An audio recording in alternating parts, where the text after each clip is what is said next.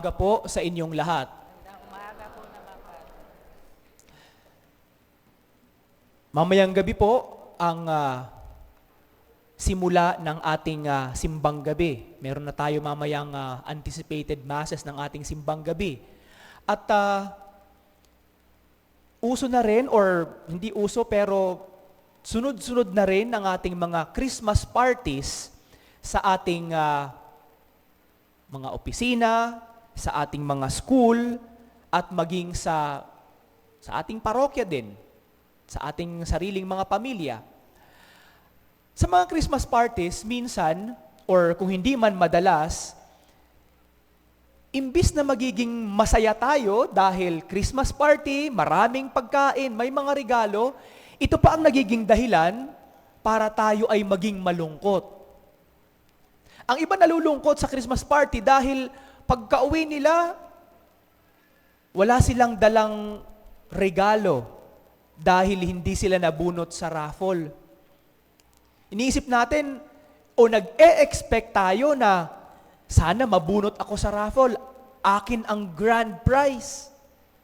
Pero umuwi tayong luhaan dahil hindi natin nakuha ang grand prize sa raffle.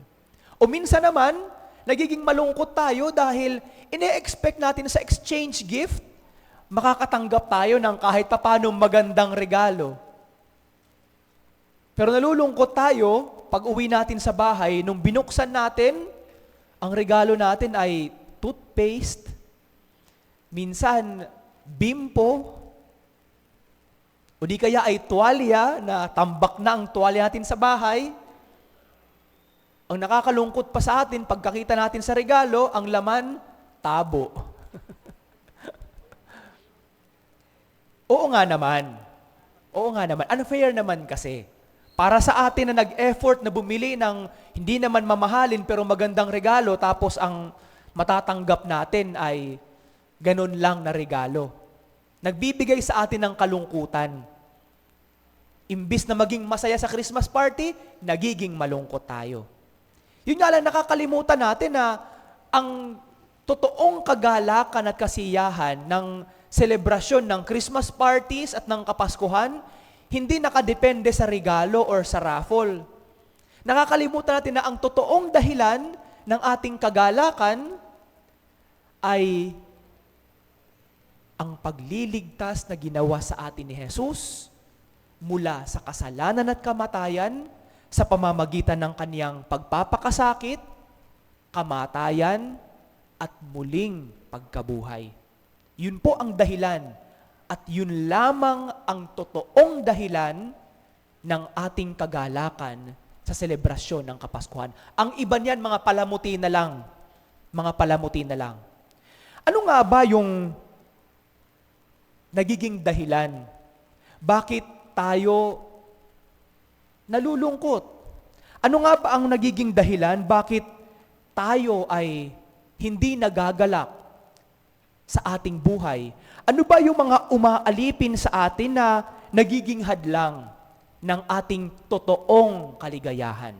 Meron po akong 3 bagay na naisip. Ang una po, tayo po ay nagiging alipin ng ating mga expectations sa ating buhay. We expect too much from people and sometimes from God. Napakataas ng ating expectation. Kaya nga, ang ibang mga tao na nag-a-attend sa Christmas party, ine-expect na agad nila, sa taong ito, mananalo ako ng raffle. At kapag hindi tayo nanalo, nagiging malungkot tayo. Umuuwi tayong luhaan. Ang ating mga expectations sa exchange gift, na parang minsan nagiging dahilan para magtampo tayo sa ating katrabaho or sa ating kapwa dahil wala man lang ka-effort na ginawa sa kanyang exchange gift. Ang paalala sa atin, siguro, babaan natin ang ating expectation para tayo ay tunay na maging masaya. Babaan ang expectation. Huwag taasan masyado. Sa ating mga pag-e-expect na nangyayari sa ating buhay,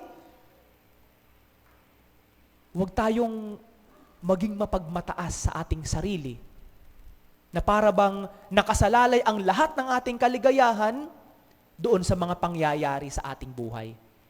Babaan ang ating mga inaasahan para kapag nangyari na hindi natin nakamit ang ating inaasahan, hindi tayo magiging sobrang malungkot. Tinatawag ito ni San Ignacio de Loyola na holy indifference. Holy indifference. Ano yung holy indifference? Hindi siya yung tipong wala kang pakialam sa iyong kapwa-tao. Hindi yung tipong nagiging manhid ka sa pangangailangan ng iyong kapwa-tao. Hindi ganon. Ang holy indifference, ito yung disposisyon ng puso na hindi naghahangad ng tagumpay, hindi rin naman naghahangad ng pagkatalo. Uulitin ko, ito ang disposisyon ng puso na hindi naghahangad ng tagumpay, hindi rin naman naghahangad ng pagkatalo. Kahit anong mangyari, manalo tayo o matalo, panatag ang ating kalooban kapag mababa ang ating expectation. Mangyari man sa atin na hindi natin natanggap ang ating inaasahan, masaya pa rin tayo. Mangyari man sa atin na ibinigay sa atin ng Diyos ang ating inaasahan, tuwang-tuwa siyempre tayo.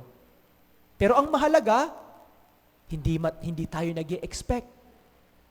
Hindi tayo nag-i-expect kung ano man ang ibigay ng Diyos o kung ano man ang hindi ibigay ng Diyos sa atin. Ang mahalaga, ano man ang mangyari, nananatili tayong umaasa sa Diyos na alam niya at mayroon siyang mas mataas pang plano o mas magandang plano pa para sa atin, kaya hindi ibinigay ang ating inaasahan. Sa pagsisimula ng simbang gabi, maraming mga tao ang umaasa na kapag nakumpleto nila ang 9 na araw na simbang gabi, matutupad ang kanilang kahilingan. Huwag po ganon ang ating gawin. Nagsisimba tayo, hindi dahil may kahilingan tayo. Nagsisimba tayo dahil sa ating debosyon sa banal na Eucharistia. Yun po ang una. Pangalawa, tayo po ay nagiging alipin ng ating pag-aangkin. Alipin ng pag-aangkin. Maraming mga tao ang napapabayaan ang kanilang sarili dahil binibigyan lamang nila ng pansin ang pag-aangkin ng mga bagay, pag-aangkin ng mga tao, o di kaya ay pag-aangkin ng kapangyarihan o ng posisyon na nagdudulot sa atin para tayo ay maging sakim. Isang paalala po sa atin, habang papatapos ang taon at habang papasok ang Kapaskuhan, isang paalala sa atin, lahat ng bagay na mayroon tayo ngayon, lahat ng ito ay may katapusan. Maging ang ating mga mahal sa buhay, mamamatay din sila. Ang posisyon na ating hinahawakan ngayon, ang kapangyarihan na ating inaasahan ngayon, darating yung araw, mawawala yan sa atin. Kaya nga, huwag nating iasa ang ating buhay sa mga bagay, mga tao, o posisyon na mayroon tayo ngayon. Huwag nating iasa ang ating buhay sa mga bagay na mawawala lamang pagdating ng panahon. Matuto tayong magbahagi. Matuto tayong magbahagi. Kung anong mayroon tayo, ibahagi natin sa iba na wala. Ito po ang paalala ng ating ikalawang pagbasa at ng ating ebanghelyo ngayon. Sinabi ni Juan Bautista, kung mayroon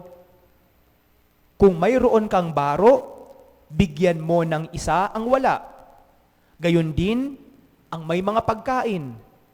Huwag kayong sumingil sa higit na dapat singilin.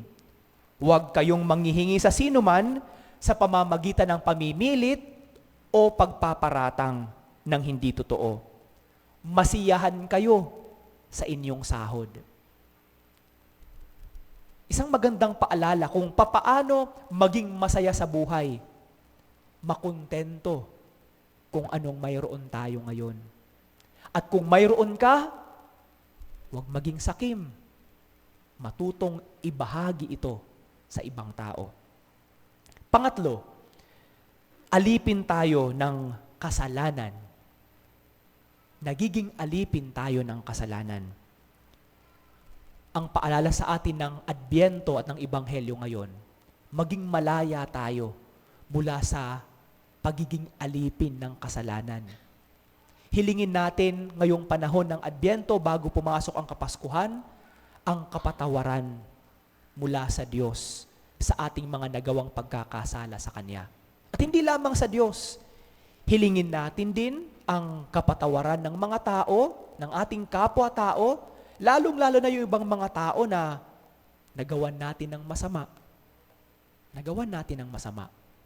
Sa pagpasok ng Pasko at wala tayong atraso sa ating kapwa-tao, sigurado ako, wala ka mang matanggap na regalo, tunay kang masaya. Tunay kang masaya. Sa pagpasok ng Pasko at ikaw ay nakapangumpisal at wala kang dinadalang mabigat na kasalanan sa iyong puso, wala mang magbigay ng regalo sa iyo. Pero napakalaking regalo ang tinanggap mo mula sa Diyos dahil sa ginawang pagpapatawad sa iyo.